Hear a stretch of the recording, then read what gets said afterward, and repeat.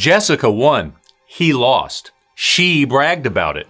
And that's all it took. Hours later, while she's riding a snowmobile, he shoots her in the back. She's 7. He's 9. And what he does after he did it will chill you to the bone. Let's recap.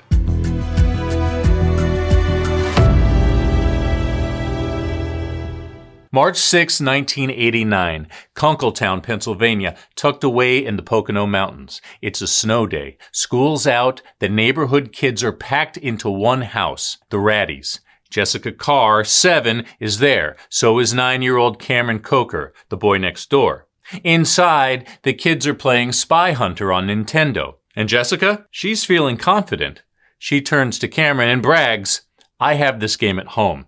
I can get further than you.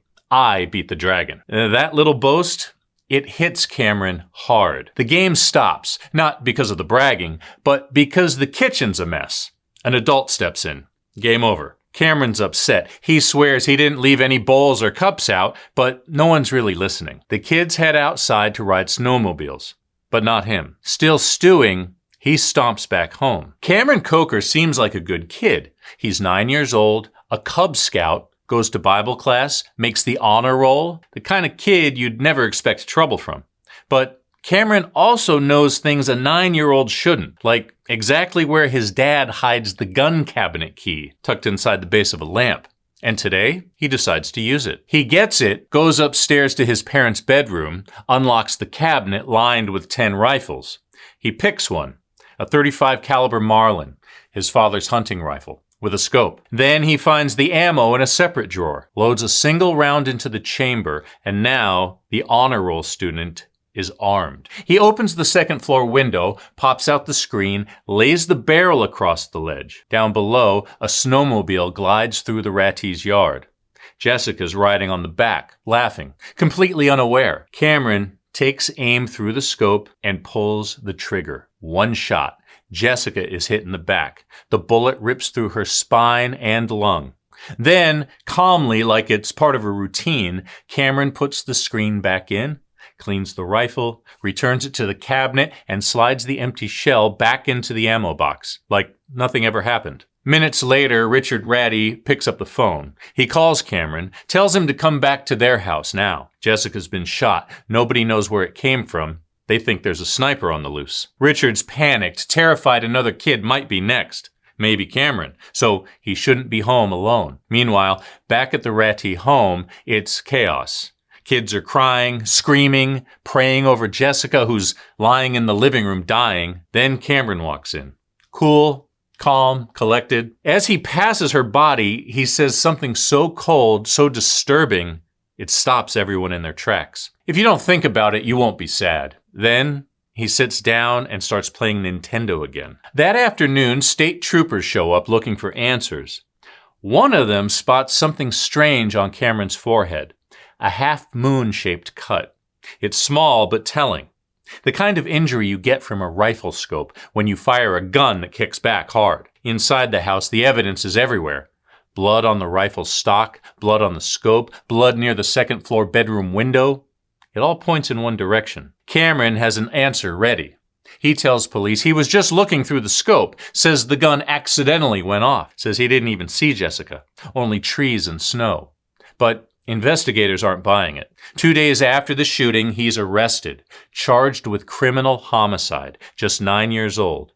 He's released on bail into his parents' custody. No one this young has ever faced murder charges as an adult. Not in Pennsylvania. Not in the country. Cameron Kocher is 10 now. He celebrated his birthday not long after the shooting, but now he's at the center of a national firestorm.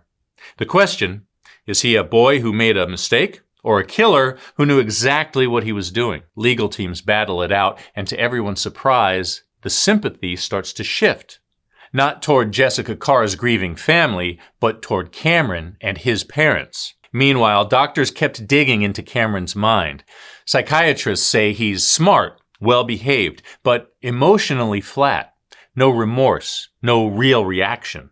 At one early hearing, he nodded off in his seat like none of it mattered. Then came a major ruling 5 months after the shooting. A judge called what he did willful and deliberate, and that meant Cameron would be tried as an adult. If convicted of murder, he'd face life in prison, despite how young he was. But his attorney fought back hard. He called Cameron a child of very tender years, said he didn't belong in adult court. And while the case stalled, Cameron was out on $50,000 bond, going to school under a fake name in a new district miles away from home. It took 3.5 years to reach a deal. Jessica's mother, exhausted, grieving, cornered, finally gave in. Cameron was 13 by then.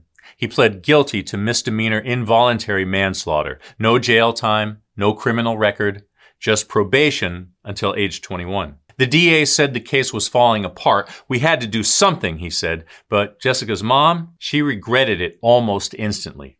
Involuntary manslaughter means it was an accident, she said. It wasn't an accident. Neighbor Richard Ratty didn't hold back either. He called the deal a total disgrace. And Jessica's mom, she never found peace. In 1993, she went on national TV and said, "He should have gone to jail for life. He took my daughter's life, and he gets to be free." As for Cameron Kocher, he faded from the spotlight. No interviews, no follow-ups, no more headlines. Now in his 30s, he's stayed completely out of the public eye. But for the families he left shattered, the consequences of that snowy day in 1989 never went away. So, what do you think? Should a kid who kills ever get to walk away with a clean record? Or should age always protect them from adult punishment? Let's talk about it in the comments. And if you like getting all the crime in half the time, I'm Chris. Amy and I are here 3 times a week with new recaps. Be sure to subscribe so you never miss a story. Until next time, take care.